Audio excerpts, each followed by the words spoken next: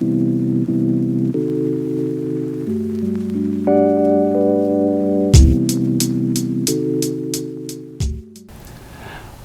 back, everyone. I hope that the rest of your weekend following our service on Sunday and the beginning of this week has gone well for you. This is a time where we get to reflect a little more on the sermon and perhaps as well on the theme of the service in general. As many of you will know, it was Red Scarf Sunday. And Red Scarf Sunday is our way at First St. Andrews of recognizing that World AIDS Day is right around the corner. In fact, it's on Friday, and there will be a vigil this Friday at Innovation Works that Regional HIV/AIDS Connection is helping to put on. I encourage everybody who is interested to show up. I know all are welcome. We got a shout out, as some of you might have seen on Facebook, because of our work and our ongoing partnership with Regional HIV/AIDS. And I'm just thankful to everybody there at the organization and everybody here at First St. Andrews that works so tirelessly to make sure we can have that. I think in the last short while, we've had something like nearly 1,000 scarves donated. And the number is staggering. But it's not as staggering as the number of people that continue to suffer from otherwise treatable ailments because of access to health care, stigmatization, not just here in Southwest Ontario where it might be a little less, but certainly around the world. So we have our work cut out for us, but that's why these partnerships are so important.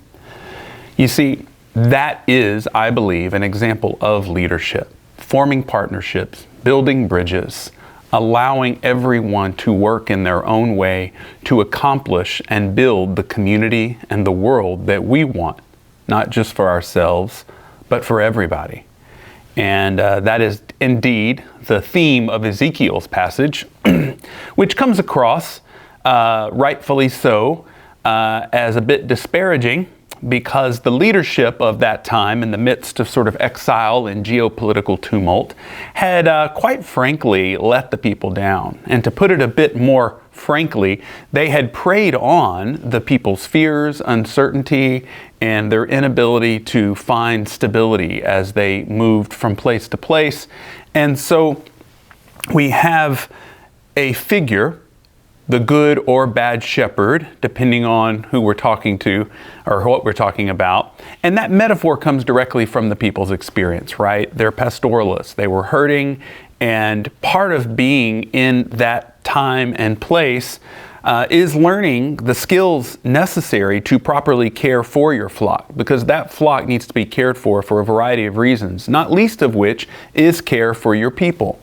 And the leader that Ezekiel is taking aim at in this passage, they've completely let down their flock. And so Ezekiel speaks, if you will, on behalf of God, who promises to replace those leaders with good leaders, with people that rather than scattering and preying on them, will instead bind their injuries, will heal them, will uplift them, and will gather them together. We'll find them, those that have gone astray or who are lost or who are neglected, who have been displaced.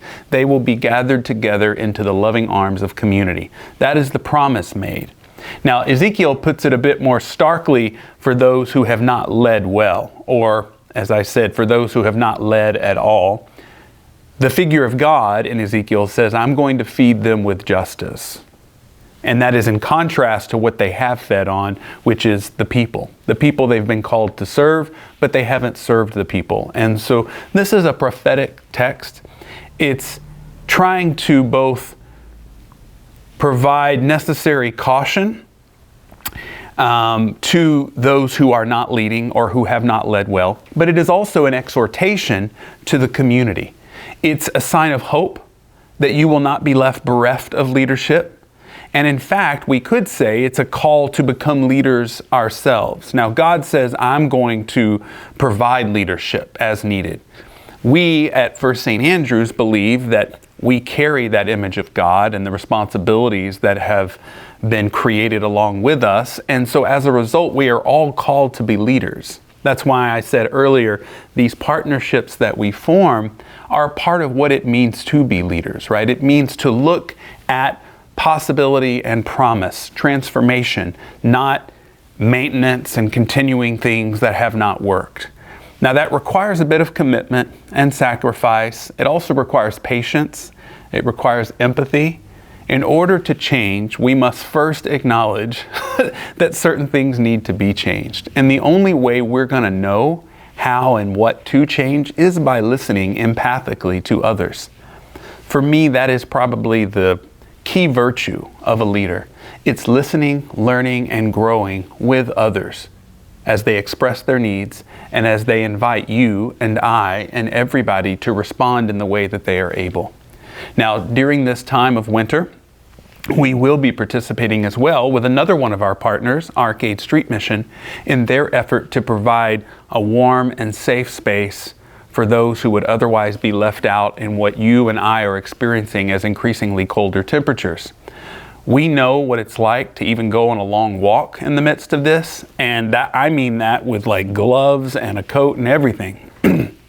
So to be forced to stay outside for extended periods of time, we can imagine what that would feel like, what that would be like. And so partnerships help us to be the church that we want to become. And in my mind, and I suspect that many of you think this as well, being the church means being in relationship. It means being in partnership, in solidarity with everybody, working with everybody, learning and growing so that we might get to experience that beloved community that we've been called to co-create. So I invite you to join with me if you haven't already on this endeavor, and tune in next week as we reflect a bit more on our Lessons and Carols service coming up this Advent 1.